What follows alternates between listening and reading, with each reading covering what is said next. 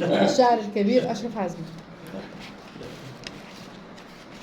يوماتي وقابلك عيني في عينك وبنفس الضحكة الباهتة بتداري الألم، الملل، الحيرة، اليأس، وعشان أنا عندي مهارتي الخاصة دايما بقرا حياتك. الله.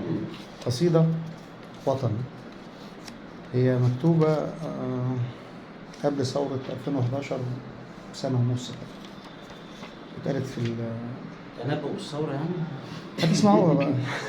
شيء وطن، واتقالت في الميدان يعني. 3 حروف متبعترين، حبة كلام ما بيعرفوش ريحة الدفا، طعم ضجيج، زحمة صراخ، وديابة تنهش حلمنا.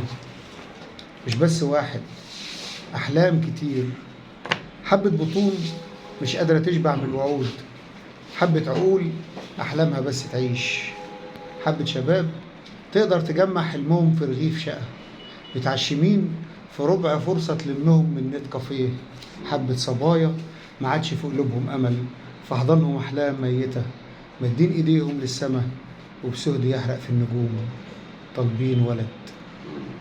محنة بشر، محنة بشر دافنين عرقهم في الغطام، والشمس ليهم لينة والشمس ليهم لينة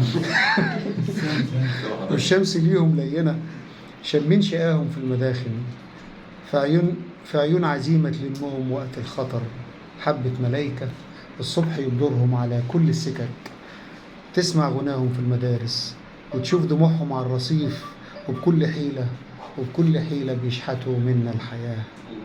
عمال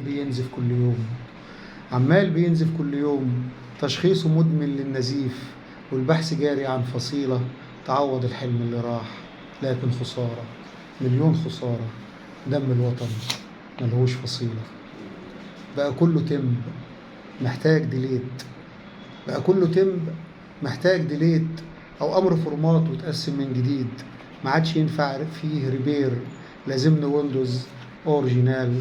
تقدر تقول لعبة كبار شاطرين قوي في لعب القمار، البنت في ايديهم ولد، والقاس ولد، والشاي بالعايب ولد، بيقش كل الترابيزات حتى المعونة والمدد.